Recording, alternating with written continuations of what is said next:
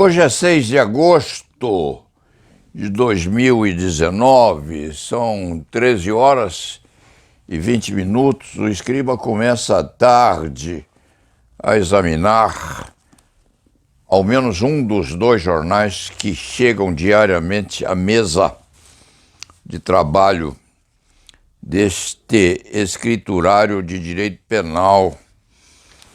A Folha de São Paulo traz uma matéria grande, a página A6, correspondendo às pesquisas para se saber quem há de ser o novo procurador-geral do Ministério Público do Estado de São Paulo, Procuradoria-Geral da República, com a fotografia da simpática procuradora-geral Raquel Dodge. Aparece uma matéria grande e ligada a cogitações sobre quem seria o novo procurador-geral da República ou, eventualmente, a nova Procuradora-Geral da República no Brasil. Há, obviamente, umas dúvidas aceradas sobre as preferências eventuais do presidente da República, que deve estar sendo cooptado por variados movimentos de pressão devidos à atividade dos candidatos que estão na chamada lista tríplice. Este Escriba, muito antigo advogado criminal no Brasil, talvez um decano, ou se quando não for um candidato a tanto, o Escriba não tem preferências, não tem simpatias maiores, apenas observa o que está a acontecer no âmbito da instituição do Ministério Público Federal. Raquel Dodge é eventualmente uma candidata, Mário Bonsaglia, Luísa Frischeisen, Bial Dalu e a Raquel Dodge, é o que consta aqui da Folha, avisando que a atual Procuradora-Geral tenta a recondução. E há, evidentemente, várias indicações, várias pressões de muitos pontos de contato ou de distonia, sabendo que o presidente da República deve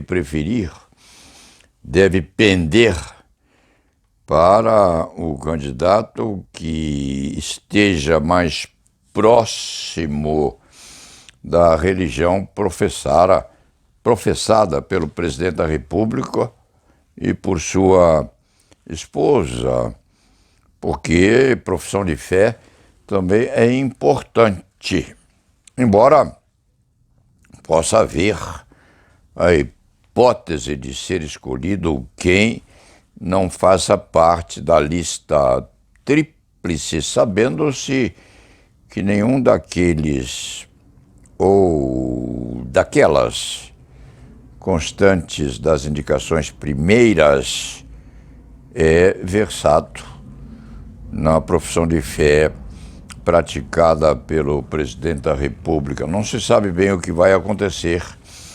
De repente, a nomeação vai recair sobre quem não está nessa lista tríplice, porque o presidente da República não é obrigado a tanto. E há aqui uma afirmativa nessa notícia que é grande na Folha sobre a possibilidade de preferência entre dois dos candidatos que este escriba não nomina, evidentemente porque é preciso ter discrição nesse aspecto. De qualquer maneira, a Procuradoria-Geral da República, embora não seja a menina dos olhos dos vários departamentos exercentes do poder na República, é muito importante para o futuro da nação e para o futuro das persecuções eventualmente tramitando no Poder Judiciário Nacional. A seguir, a Folha de hoje traz algumas informações sobre o que acontece no Brasil. O Record publicará livro vetado por Itamaraty por causa de prefácio.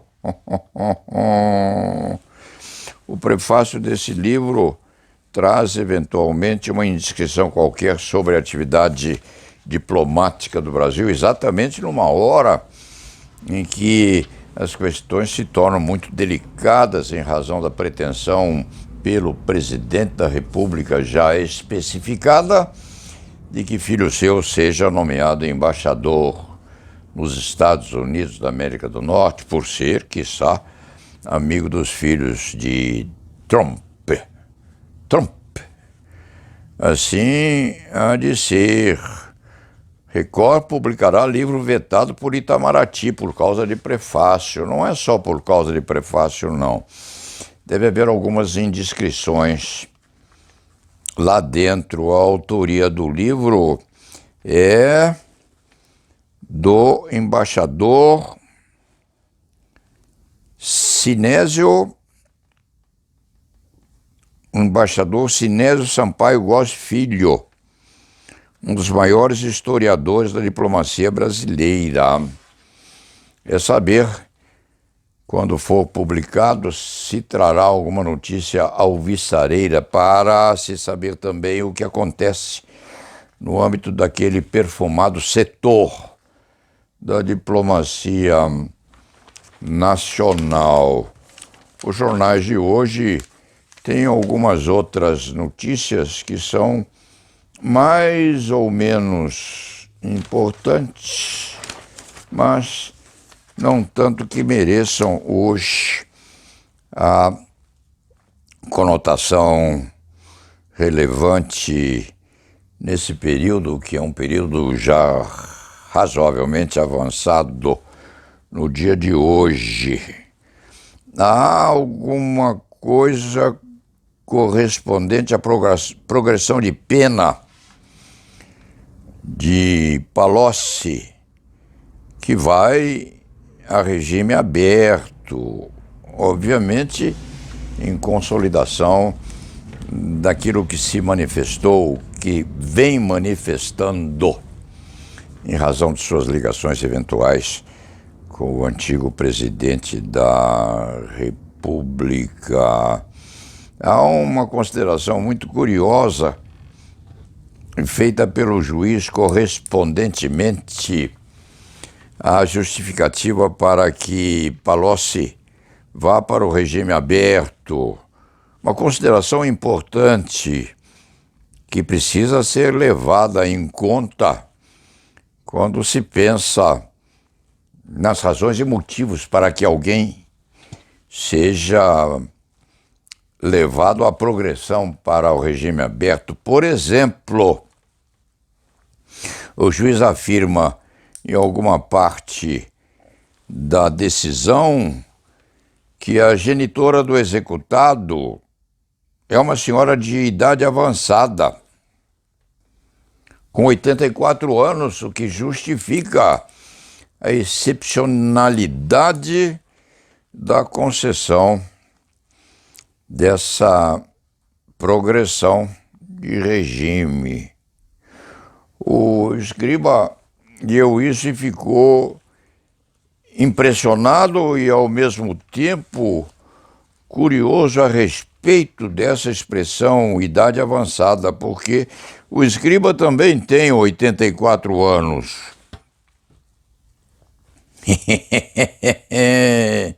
E vai conversar seriamente com seus 3 filhos, porque tem a merecer situações de tratamento excepcional em razão da condição provecta que mantém no enfrentamento da vida. Se 84 anos constituem idade avançada e merecedora desse tipo de progressão, este escriturário do direito penal merece, e merece bastante ser albergado em função de proteção de seus 3 maravilhosos filhos, que lhe dão um apoio muito grande na vida, embora saibam que o pai trabalha bastante e trabalha excedentemente no exercício da advocacia criminal. De qualquer maneira, essa decisão correspondente à idade provecta da mãe do Liberto Palocci há de ser levada em consideração pelos 3 filhos deste provecto advogado criminal, porque tal idade justifica, sim, a proteção a ser exercitada para ou pela genitora de terceiros. O escriba, hoje de manhã, ao ler essa notícia quanto à idade provecta mencionada pelo eminente magistrado, estava a conversar com Dione, sua mulher, porque conversam de manhã à hora do café, e depois de ler essa notícia, este escriturário do direito penal pensou e propôs um dilema jurídico à esposa. Se numa situação dessa alguém poderia adotar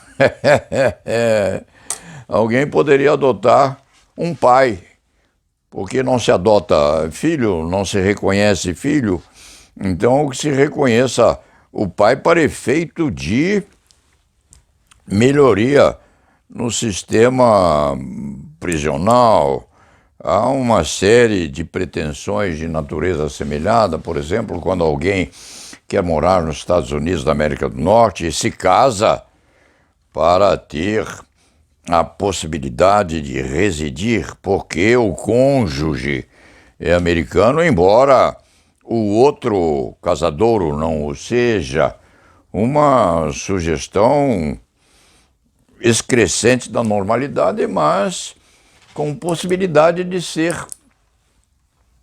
executada ou levada a bom termo no aspecto jurídico. Adote um pai. Adote um pai e, com isso, se quando o pai tiver 84 anos, e isso consignando ser uma idade provecta, é possível que mereça uma benevolência qualquer do Poder Judiciário para poder também assinalar obediência a obrigações que o filho tem.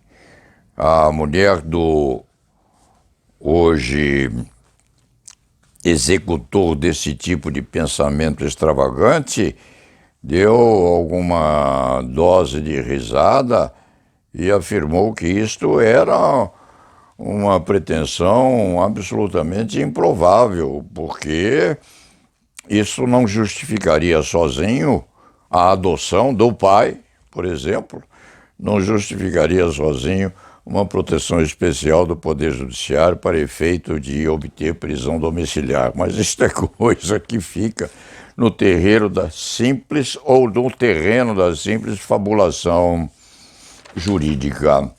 A seguir, novo chefe do INPE, isso está no estado de São Paulo, é um coronel, é mais um militar. Este antigo escriba do direito penal está sem tempo para fazer a coleta de quantos ocupantes de cargos importantes no setor federal pertencem à farda, ou à farda no exercício da função na ativa, ou da farda como repositório para que a pessoa possa descansar em paz. Mas, se quando conseguir fazer esse tipo de empreitada, há de se surpreender, talvez, em verificar que o presidente da República está a se blindar, está a se rodear de auxiliares fardados. Se quando surgir uma crise qualquer, embora esses auxiliares, em grande maioria, pertençam à reserva, não haver esquecimento de que aquele oficial ou exercente de cargo no Exército pertencente à reserva pode ser convocado em tempos extraordinários. Ele fica vincado umbilicalmente ao que acontece no Exército, naquilo que se chama de atividade normal. Isso vale para o serviço militar, vale para o oficialato, vale para as polícias estaduais também, porque aqueles que passam a reserva continuam vinculados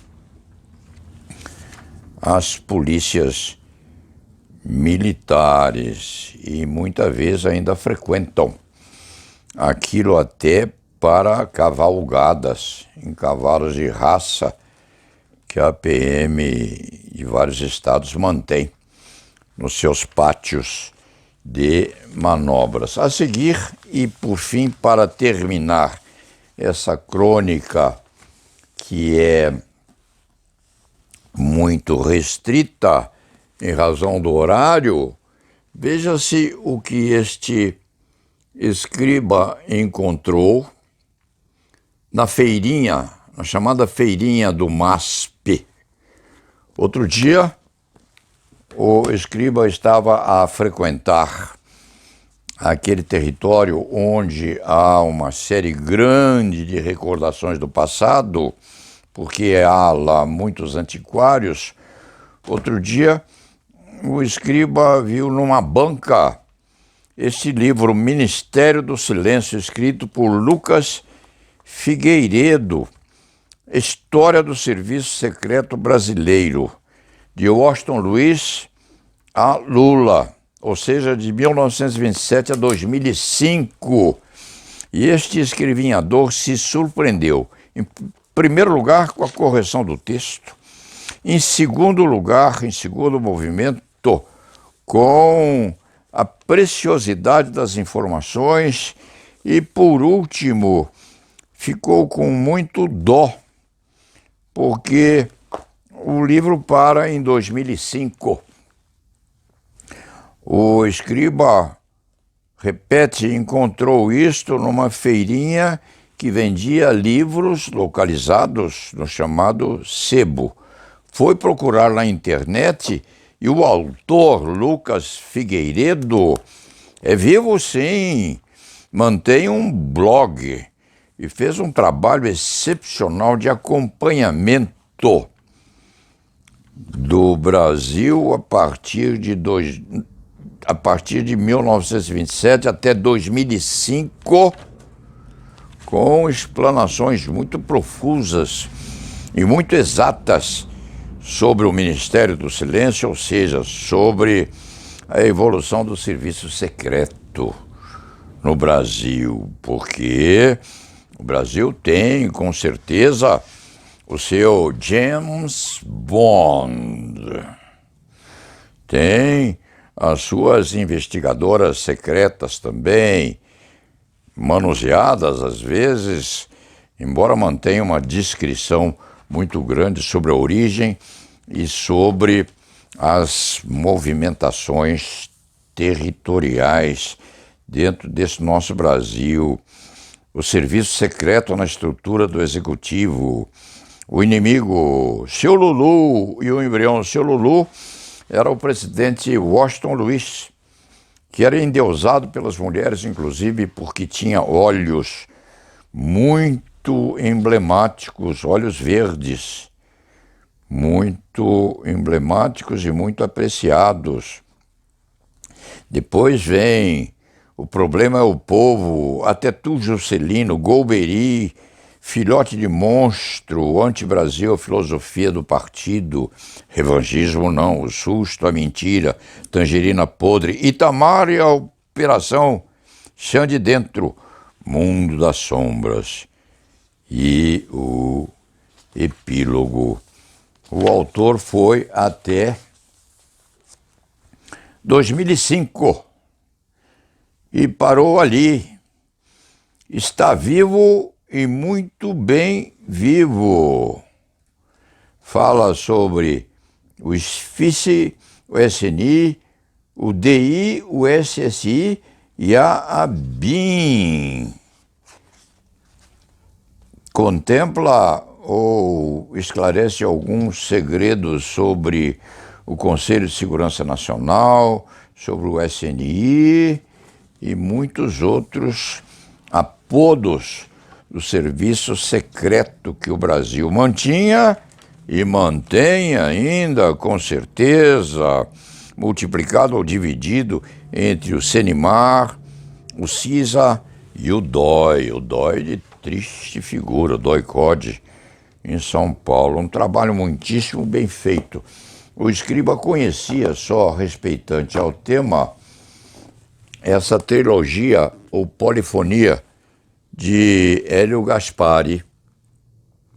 Um trabalho muitíssimo esquematizado sobre a ditadura brasileira e sobre o progresso até o retorno à democracia. Não conhecia este livro de Lucas Figueiredo, Ministério do Silêncio. Veio a encontrá-lo num sebo livresco da feirinha do MASP aqui em São Paulo, nas festividades e exposições do domingo. Se quando esse livro ainda existisse à venda, este escrivinhador o recomendaria. Foi ele ao setor da internet que cuida da Associação de Livreiros via internet, e lá há uns 4 ou 5 volumes desse livro à venda. Não se entenda que está a sugerir que o livro, que a obra seja adquirida, não, mas ele, autor, é muito absorvedor das particularidades ligadas à história do Brasil desde 1927, passando por Jango e por Juscelino Kubitschek, Humberto Castelo Branco e por outros muitos, Golbery de santa memória, General Médici. General Médici era mau, segundo consta, e outros muitos, General Garrastazu Médici. Estamos numa guerra, dizia ele. Figueiredo de santa memória, e isso ligado também a relatórios do Centro de Informações e Segurança da Aeronáutica. Esta obra é muito bem feita, muito correta e muito específica naquilo que acontecia ao país ao tempo da ditadura, inclusive até 2005. Mereceria ser reeditada sim. E o autor nem é proselitista, não. Não se dirá que ele é petista ou coisa que valha tal logradouro político, não. É muito preciso, é normatizado, é exato e não tem ou não faz proselitismo político. Nesse padrão, ou nesse tempo de exaurimento da crônica, vamos ao trabalho, encerrando esta manifestação sucinta. E la nave va.